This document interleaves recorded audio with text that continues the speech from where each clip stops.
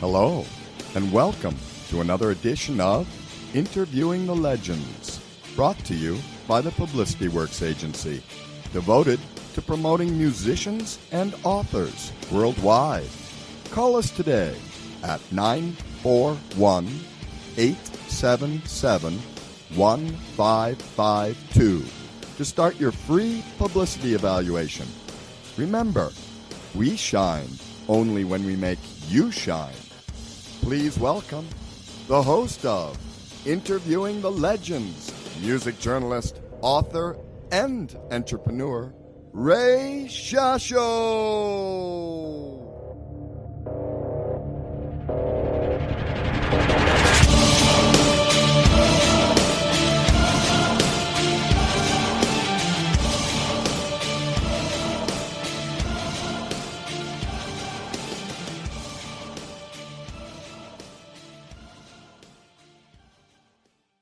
Hello once again, everyone. I'm your host, Ray Shasho. Welcome to another edition of Interviewing the Legends on BBS Radio, brought to you by the Publicity Works Agency. Call us today at 941-877-1552 or email us at publicityworksagency.com. Remember, we shine only when we make you shine. And by the Rockstar Chronicles Series 1, my new book, featuring over 45 intimate conversations with the greatest music legends the world will ever know. Available now at bookbaby.com. John McLaughlin began his career playing blues and rock in London in the early 1960s and went on to play free jazz with important British figures before moving to the United States in 1969. There he contributed rock and blues-derived guitar passages to Miles Davis's early fusion albums In a Silent Way and Bitches Brew, both in 1969, and played in Tony Williams' seminal jazz rock trio Lifetime. In 1970, he became a disciple of spiritual guru Sree Chinmoy. He acquired the name Mahavishnu and formed the Mahavishnu Orchestra in 1971. They played concerts in rock rather than jazz venues and were among the handful of stars of jazz rock fusion music. They recorded popular albums such as The Inner Mounting Flame and Visions of the Emerald Beyond. The involvement of electric violinist Jean-Luc Ponty in 1974-75 enhanced the orchestra's popularity. In the mid-1970s, McLaughlin left Chinmoy, abandoned the name Mahavishnu, and began playing acoustic guitar in his trio Shakti with Indian violinist El Shekhar and tabla player Zakir Hussain. Other notable later works by Ian McLaughlin included Five-Piece Band Live in 2009, which won a Grammy Award for Best Jazz Instrumental Album. His recording of Miles Beyond from the 2017 album Live at Ronnie Scott's took the Grammy for Best Improvised Jazz Solo. In 2017, McLaughlin made what he said was his final tour, performing music from the various incarnations of the Mahavishnu Orchestra. Well, we've had Billy Cobham on several times, Jean-Luc Ponty, and Jan Hammer recently, and also bassist Jeff Berlin. And now, please welcome the bandleader, guitarist and composer, pioneer of jazz fusion, John McLaughlin, interviewing the legends. Hello, John. Well, hi, Ray. Is it Ray or is it Ray? Ray. Ray, okay. They wrote Z.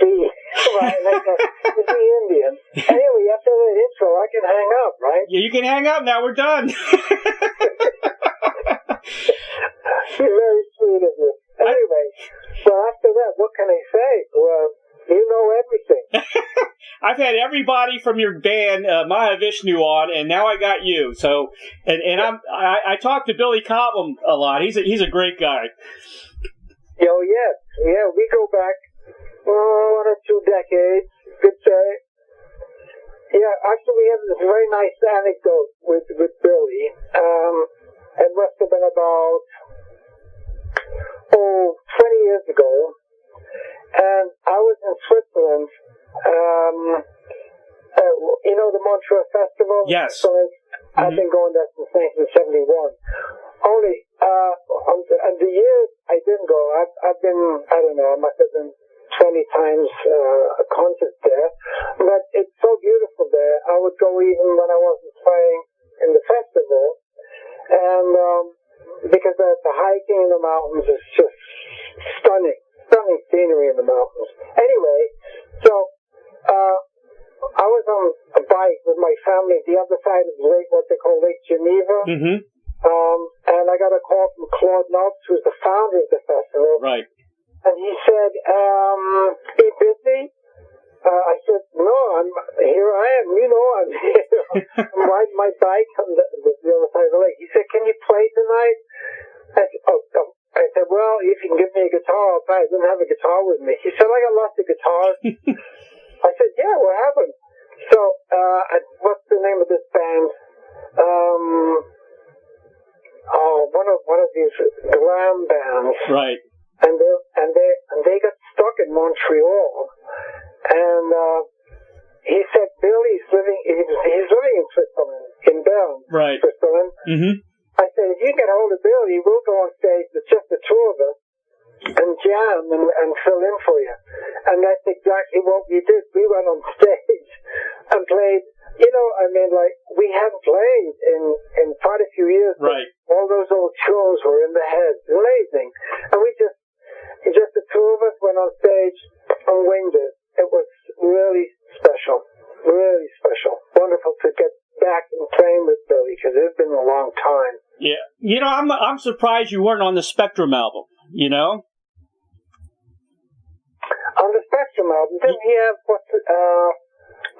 really nice guitar player? Tommy Bolin. Yeah. Yeah. Yeah, he didn't need me with Tommy Bolin. Tommy was a beautiful cat, too. Very nice guy. And a fine guitar player. No, I was very happy for Billy, because he was branching out on his own, like Jerry and Jan. Mm-hmm. And he had a lot of success with that album. I was very happy for him. He didn't need me on that album. I want to talk about your latest album, Is That So? That's very, very interesting album. It's a different cup of tea, right, isn't it? Yes, it is. Very, very different. But, I appreciate that. I love world music, and I grew up in a household with my dad's family was Syrian, and I grew up with Kulthum, an Egyptian famous singer, and I grew up... Kulthum, she was amazing. She was good, huh? Oh, yes. Kulthum, what a voice she had. Yes, she did. Oh, she was amazing.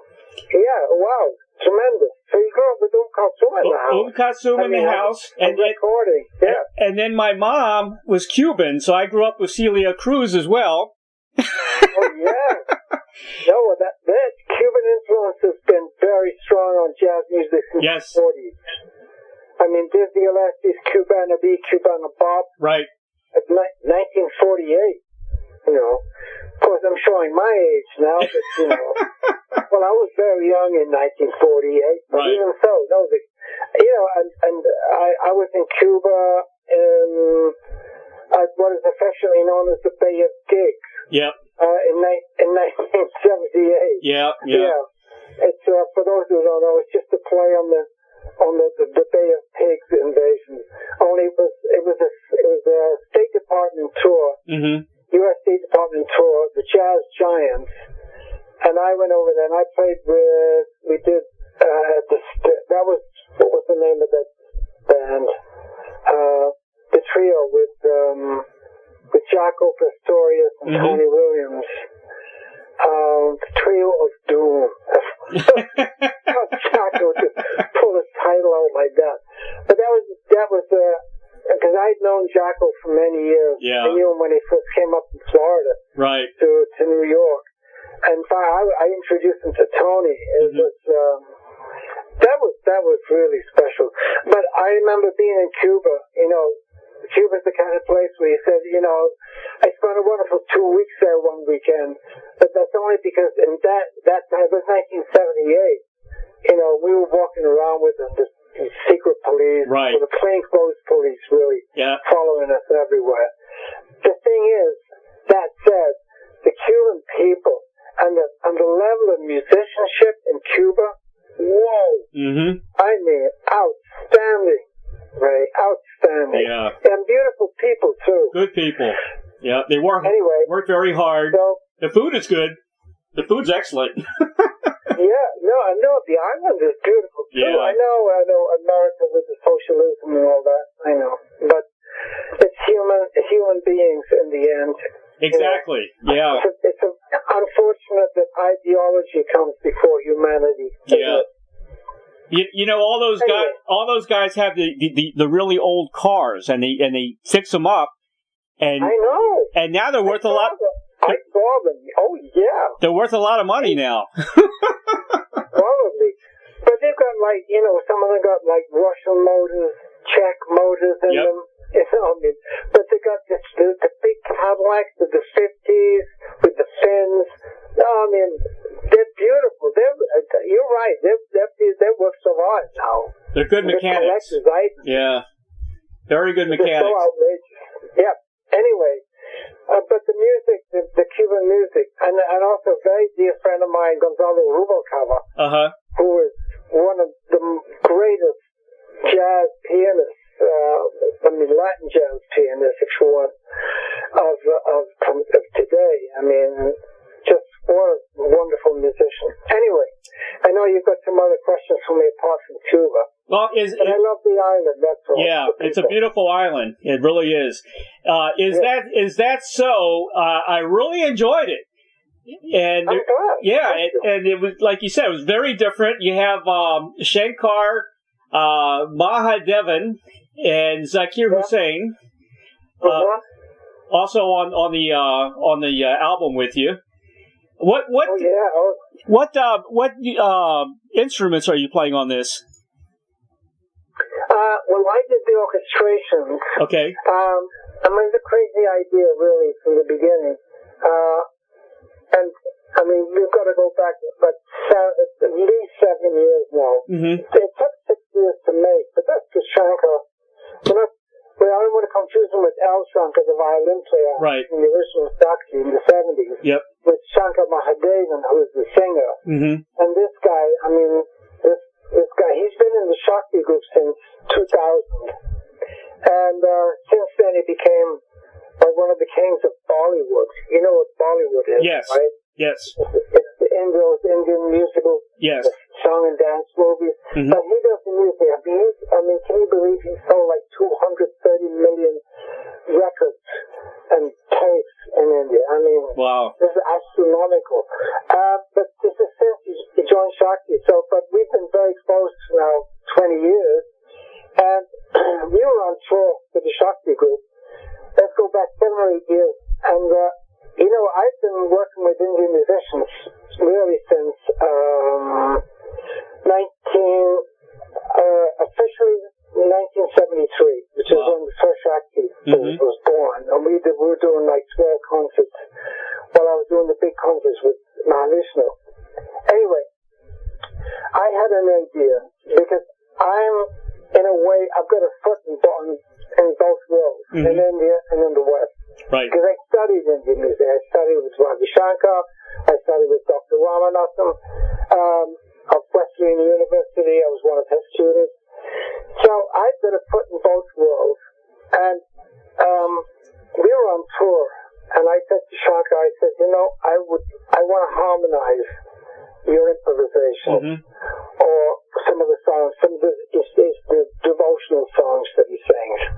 And he said, well, I don't know how that's going to turn out. I said, neither do I, but send me, maybe 2-3 minutes of one of those beautiful devotional songs, they're all about love, whether it's earthly or heavenly.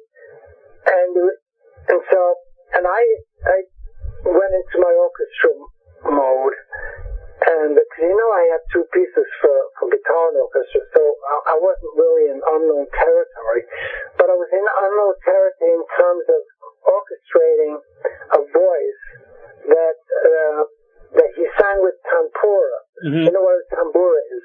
Yes, I do.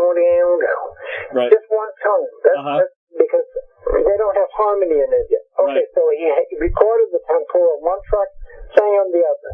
I heard what tonality he was saying, then I threw the tampura away and started to harmonize what he's doing. Okay, so it was quite a job because in that sense it was new to follow the Indian improvisation and then harmonize it. But when I heard the first 10 seconds, I mean, I got shivers. And then I sent him about 20 seconds of his tune, and he called me back. I just sent him an MP3 over the iPhone. And he called me immediately, and he was freaking. He said, "This is unbelievable." I said, "I know it is. I'm freaking out myself." He said, "We got to make a record." I said, "Yeah, I just need a little time." So, but the thing is, he was busy. I was busy. Mm-hmm. You know, we even were touring with Shakti or touring with Fourth Dimensional, you know, whatever, going around the world making my living. But gradually, it developed into this, Is That So? But within about a year, where I was talking to Shankar, and I said, you know, we're going to have some improvisation in the middle. And for that, we got to have Zakir, because he's the best. He's unbelievable. The both of them are unbelievable. Mm-hmm. I mean, I'm an amazing company here, Ray. So finally, we did the recording. It was done in India. It was done here, Monte Carlo. It was done in California. Mm-hmm. Wow. Was mixed in London, and you know, it's a really international affair.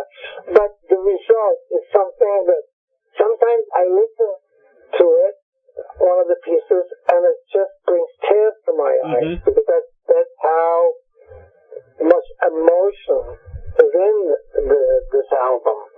I know, and it's not. And I played it to a friend of mine recently, who really likes music, but you know, it's like these Indian singers. I don't know, man. It's weird. I said, yeah, it's not everybody's cup of tea. Either, you know, you learn to like it, Sure. or you just don't like it, you know. And he said, I just cannot get into it. Anyway, just that aside, as you say, you enjoy it, but I think because you kind of were brought up with being exposed to different kinds of music. Oh, yeah, sure. Different kinds of cultural expressions, you know, like Cuban or other things. Well, you know, Arabic music is very close to Indian music in a way. You know, the way they chant. You know, it's a little similar. Well, I mean, there's some amazing Cuban jazz musicians too. Yeah. I don't know about Cuban rock. Mm-hmm. Do you know any Cuban rock bands? I interviewed a guy. He's a blues player from Cuba. He was born in Cuba. Yeah, he's excellent too. I forgot his name but he's friends with all the guys from Colorado, like you know, Joe Walsh, Joe Vitale, Kenny Passarelli. Okay. He's friends with all those guys. He grew up. Tommy Bolin, yeah. And he's excellent. He's an excellent Cuban blues player. But man. Yeah, I'd like to hear him. Yeah, he's good. He's really good. He's trying to make a name for himself. He tours a lot, small clubs and things like that. Well, not at the moment, Ray. I mean, everything is on the back burner. Yeah. I mean, it's just disaster for me. I mean, it's terrible. And plus, you might be out of it. You got a tropical storm moving into Florida. I know. Yeah, and you know, the COVID thing's very bad here in Florida. Oh, horrible. No. Yeah. And I've got, Chick lives you're in Tampa, right? Yeah, I'm close to Tampa, right. Yeah, where Chick Corea lives, too. I mean, I'm worried. I spent 14 years in America, Ray. I mean, I know a lot of people. I know that country so well. Mm-hmm. I think I love America more than some Americans. But that's another story. But, I mean, I'm worried. Look, I mean, even Europeans cannot go there. Americans cannot go to Europe. Yeah. I mean, it's bad. It's bad. I was talking to Al Di Meola yesterday. Uh-huh. I mean, he's in Jersey, but he's right next to New York. Right. And it's really bad. And, and I have other friends who I talk to them regularly. Just like to keep myself abreast of the news, but it's bad news most of the time. I know. And I'm afraid it's getting worse. I know. I mean, I don't want to go into this George Floyd, and the Black Lives Matter. I mean, I've been associated with black music since I was 11 years old. Mm-hmm. So it hurts to see kind of divided country. It's really a shame. It's sad. Anyway, we're not going to go there. I know. It's pretty sad, though. It's, with everything going on. It hurts, yeah. Yeah.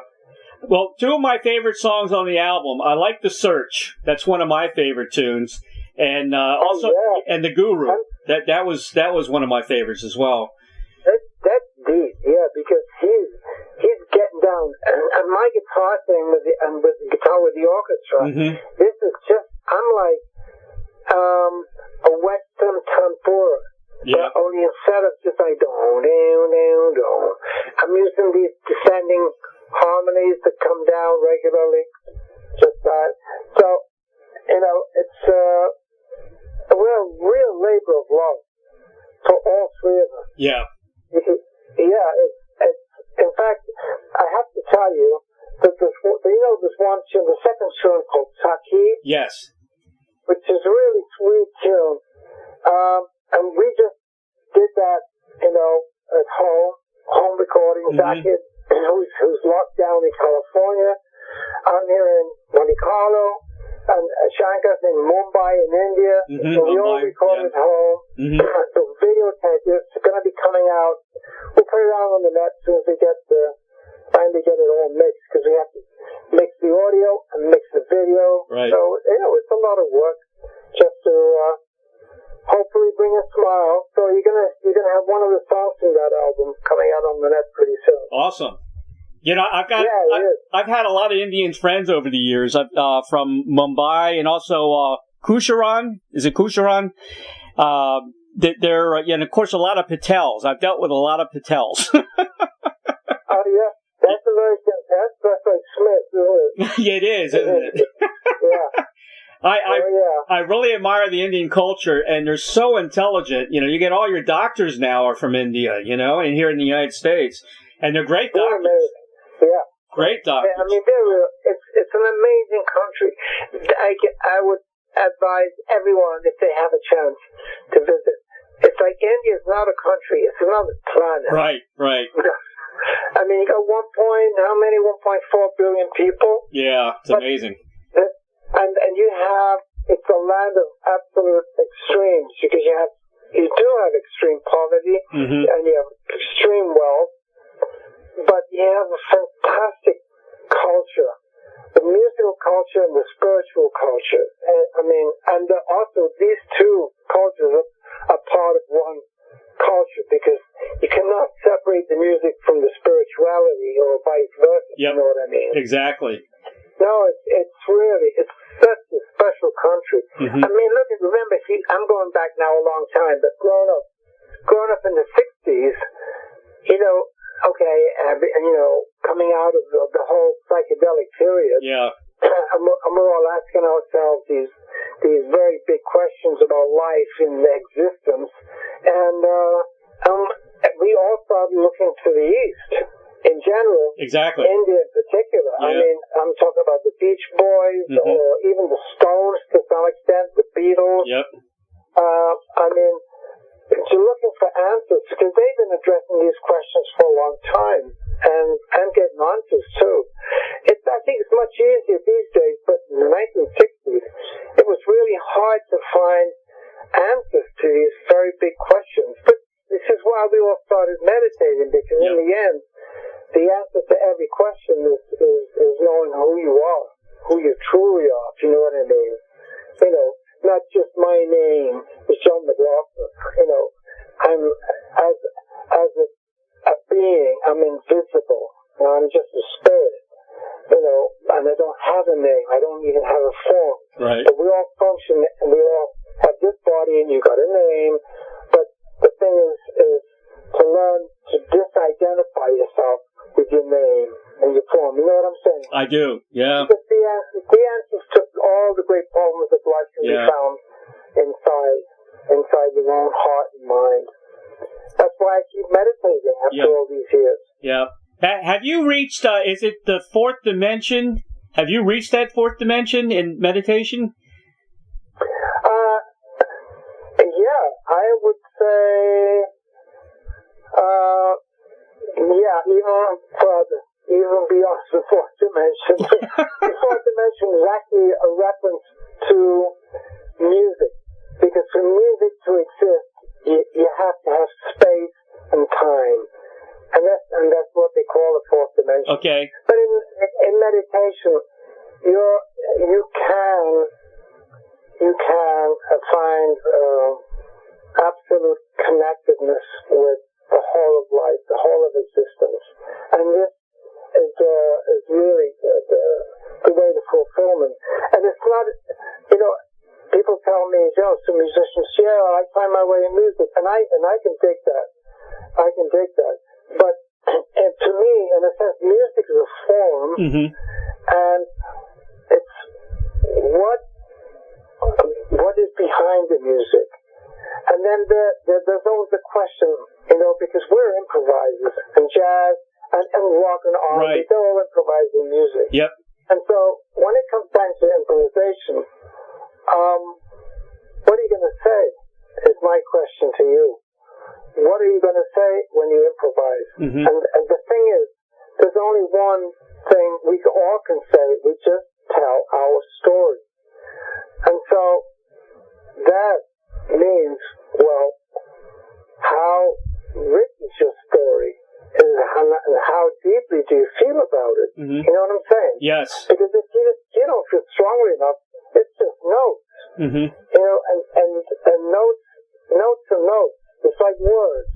But what meaning do you put in the words when you speak, for example? And it's the same thing. What meaning do you put in how deep you feel the notes that you're playing? And the thing about meditation and knowing yourself is you can access the really deep feelings of your life, but not just access them, is you are able to articulate them. Right. And this only comes from knowing who you are. Not that I'm there or anything. Don't misunderstand me. Just because I don't meditate to get anything. You know what I'm saying? Right. Sure. I meditate because it's like I get up and eventually have breakfast because I have to eat. But I have to meditate because I don't want to lose. I love the contact with the cosmos. Sure. I sound like a real hippie, but that's what it is. Yeah. It's beautiful. Yeah. Sree Chinmoy, he was an amazing person. I read a lot about him.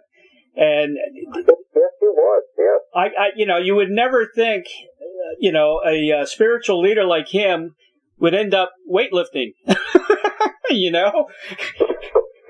and he was running too, and playing tennis and painting. He was amazing. He was prolific in so many different ways.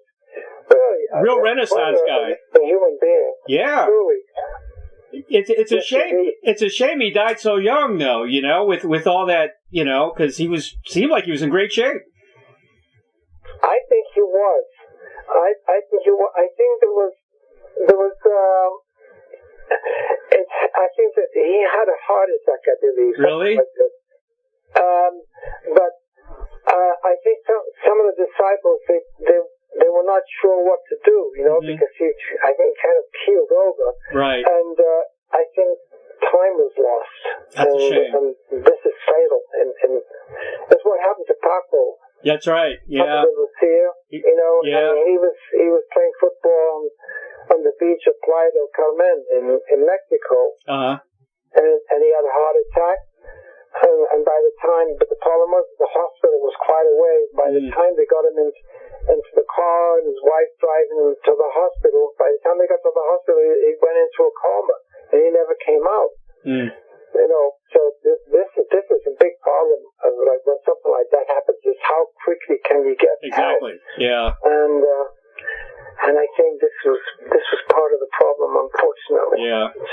CPR might have helped, keep him alive for a while. Yeah. Oh yeah, I'm older than he was when he passed on. Yeah, he was in the early 70s, I think, wasn't he? Like 72 or something. Yeah. Yeah. Another album I really enjoyed. Life and Death, right? I know. Say again. Another album I really enjoyed was Live in San Francisco. That's a great album. I really like that. Oh yeah. Yeah. Yeah, with those two, I had to bring it, and especially with Jimmy playing. Yep. Jimmy Herring. Jimmy Herring. Yep. Who was really adorable and such a lovely guitar player. And he grew up with Mahavishnu. And then we met, years ago. We started jamming a long time ago. And I just really, actually the very first time I heard him, he had recorded one of the Mahavishnu tunes that he played a solo on it. And then when I heard that, I said to myself, why didn't I play a solo like that on it? No, it was outstanding. So, and we got to know each other. And finally, for the kind of goodbye tour, we all got together. You know, we ended up being 9 or 10 musicians on the stage. Yeah. 2 bass players, 2 keyboards, Yep. 2 guitars, 2 drums. We had a ball. And what a beautiful guy. And a great band he had too. So Yeah, meeting of life this. goes on, but we don't know what's going to happen. Yeah. Now, with everywhere. It's not just America, Europe, It's everywhere. Asia, Yeah. Australia, Latin America. I know. Nothing. And it's not just concerts, but theater. Dance. It's all down. Everything's down. Yeah. Such an impact this virus had. It's such a lousy year. Nobody will forget 2020. Oh yeah, I want to start 2020 next January. Exactly. What do we do this year? this is really hard. I know. It has been hard. We got some stuff coming out. Mm-hmm. I did a thing with Carlos and with Narda, Michael Wallace. Did a thing with Cindy Blackman Santana, and with the band with the Fourth Dimension. I started to do a few already by the end of March, just to encourage people to stay at home, because the hospitals over here at the time, in Europe, the hospitals were full. And then it started to calm down, and so with the Fourth Dimension and the video with Carlos, we were making kind of hope to get just donations for musicians. There are 2 institutions that take care of musicians. One with the Grammys, and the other is the Jazz Foundation. And they take care of musicians who are really, these self-employed musicians, they're not protected like companies or shops, employees. It's true. Self-employed people fall through the cracks. Yeah. I know, because I talked to friends of mine in America, and one almost fell through the cracks. Bad news. I know. It's really hard. And now you guys, you've just been cut, hasn't it? Starting this week, or from $600 to $200. Yeah. That's hard. It's terrible to have a whole tour canceled just like that. It really is. Yeah, the whole year. Yeah, the whole year. I would be just now returning from a European tour, the whole month of July. I've done how many concerts? Yeah. And then Japan in October, November, that's gone. Yeah. And even the promoters that I know who we were supposed to work with this year, they're not sure about next year even. And some of them took a back too. Yeah. So it's really, when is the theater going to start? I know. We don't know. Anyway, we just got to try to stay healthy and just wear that mask. Yep. And don't infect anybody, even if you got it, and don't be infected. No, but it's terrible. I've lost friends. I know. From this cursed virus. Yeah. What can we do? People lost families, loved ones. Thousands. John, one good thing came out of 2020, and I talked to Rick Wakeman not long ago, and he's got an album, referencing Mars, and every song is a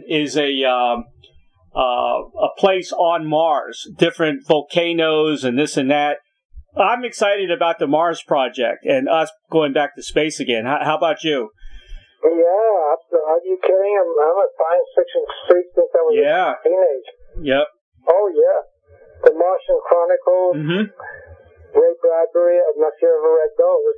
Oh, yeah. Great writer he was. Yeah, Isaac Asimov. Yeah, I've read all those. Yep. Yeah. What is your take on, do you think we've been visited by, extraterrestrials? You think they've been here already? Well, I've seen what I would consider an unearthly vehicle in the night sky. So I don't know what kind of shape it was, but the way it moved, we don't have that yet. Right. And so the thing is, I'm convinced that the universe is full of life. It's a high divide against the thing that we're just sitting here alone on our little mediocre planet, right, with next to a mediocre solar system in the middle of a mediocre galaxy, none of which is mediocre. They're all like amazing, but it's like, how can we be so arrogant? Yeah. And it's an infinite universe that's like, and it's full of life. It's full of life. Of course it's there. The thing is the nearest life is a long way away. So the only way we can get there is to be really developed as human beings, and really developed, of course, at the same time technologically, because there's no way we can get there. To the nearest star, what is it, 4 light years? So in earthly terms, it's going to take, even if you're traveling like, I don't know, a tenth the speed of light, it's 40 years. Who's going to go on a 40-year travel? No. Unfortunately, we're not ready. We're not. Anyway, as humanity, we're definitely not ready. We're much too violent. I know. We're much too stupid. We are stupid. We're not ready. We're not ready. We're not ready for them to visit us. I think you're right. Either. We're definitely not. If they can visit us, that means they're way ahead already. Oh, yeah. So, yeah. So I think it's time for a little patience. Anyway. John, here's your final question. I get an interesting answer from everybody from this. You might have a hard time with this because you know so many people and you played and jammed with so many people. If you had a Field of Dreams wish to perform, collaborate with anyone from the past or present, who would that be? Well, I got to jam with Jimmy, and I think I would really like that opportunity again, because the guitar I had one of these acoustic electric guitars, and it was just, the volume in the studio was killing, and my acoustic electric guitar was freaking out, so just from the volume, so I couldn't really play properly. But that's a long time ago. Mitch Mitchell took me there because I knew Mitch, because we were both in Georgie Frame, the Blue Frames. That's right. Way back in the early 60s in London. Yeah. And Mitch was a great fan of Tony Williams. He used to come and see us every time I was there. So if I had the chance, I would like to play with Jimmy. With Jimmy again. Do you think Jimmy would have been into fusion, later if he was still around? I think he was already into fusion. Yeah. Jimmy was a revolutionary. Yeah. He was a revolutionary. Do you want just an attestation of that? You just listen to the way he plays the Star Spangled Banner. Yeah. The national anthem. Yeah. From that, it was like, what was it, 68, was it? Right, 68, Monterey 69. Pop? Yep. Whatever. One of those concerts in the late 60s. It's a work of art. And it's so original, such a powerful statement. It's so emotional. I was talking about emotion before. It's just the way what has he got? A wah-wah pedal, amp and a guitar. That's right. That's it. No bells and None whistles. of the gadgets. Yeah. Just a wah-wah pedal, a guitar, and amp. Unbelievable. Unbelievable. So beautiful. That's really like, for me, that is the Star Spangled Banner, because it's, at the same time, the most powerful anti-war tune I ever heard. Yeah. Isn't it amazing? Yeah, so if I had the chance, it would be Jimmy. God bless him. But he left when he was 27, like a lot of other It's a real shame. people. Yeah. I don't know, that 27 was, that's a hard year. Too many people. Way too many. We lost Dwayne, 27. Yep. Janis Joplin, 27. Jim Morrison. Anyway. Yeah. Sorry? Jim Morrison, 27. Yeah. Yeah. You're right. Yeah. Yeah. Well, you said. Anyway, great talking with you, Ray. Well, you said McLaughlin. You said something about the guitar is simply part of your body, and you feel more comfortable when a guitar is present. I think that was also Jimmy probably felt the same way, don't you think? Undoubtedly. Yeah. Undoubtedly. Absolutely. Yeah.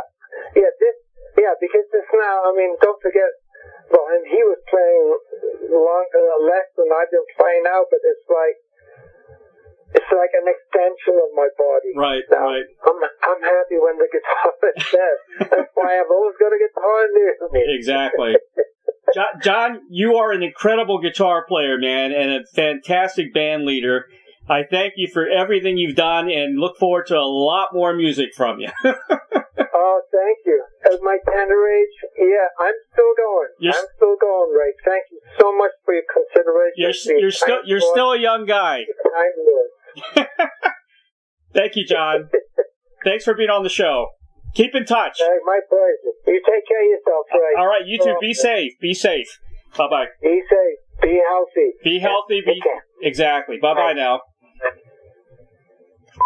Purchase the latest releases by John McLaughlin. Is That So? 6 years in the making, the album brings together the three visionary musicians in a musical landscape never explored before. 6 years in the making. Is That So? Is one of John McLaughlin's deepest and most profound musical collaborations with prolific Indian composer and vocalist Shankar Mahadevan. Joining the duo is their long life friend and musical brother, Ustad Zakir Hussain on the tabla, who has been collaborating with John since they founded Shakti in the early 70s, acknowledged by most to be the first groundbreaking crossover East-West musical group. Also purchased John McLaughlin live in San Francisco, John McLaughlin and the Fourth Dimension with Jimmy Herring and the Invisible Whip. Live in San Francisco is the live album from John McLaughlin and Jimmy Herring with the Fourth Dimension and the Invisible Whip, which was captured at the Warfield on December 8, 2017 as part of the Farewell American Tour of John McLaughlin. The recording features the third set, which features the classic Mahavishnu Orchestra music written by John McLaughlin. Both releases are available now at Amazon.com. For more information about John McLaughlin, visit www.johnmclaughlin.com, his official website, or www.facebook.com/John McLaughlin Official on Facebook. He's also on Twitter, www.twitter.com/JMCL_GTR. Also, www.shankarmahadevan.com, Shankar Mahadevan's official website, and Zakir Hussein's official website is www.zakirhussain.com. Very special thanks to Aina Beren of Abstract Logic Agency for arranging this interview with John McLaughlin, and the dynamic duo of Doug and Don Newsom of BBS Radio for making the magic happen for each and every broadcast of Interviewing the Legends. If you have comments or suggestions for the show, please contact me at interviewingthelegends@gmail.com. Please subscribe to my YouTube channel, Interviewing the Legends with Ray Shasho, for the very latest interviews. It's real news, people. And, of course, my new book is finally out, entitled The Rockstar Chronicles, Series 1. Chronicles truths, confessions, and wisdom from the music legends that set us free. Order yours today on hardcover or ebook at bookbaby.com. It features over 45 intimate conversations with some of the greatest rock legends the world will ever know. Peace to you, good health, stay safe, have a great week, everybody.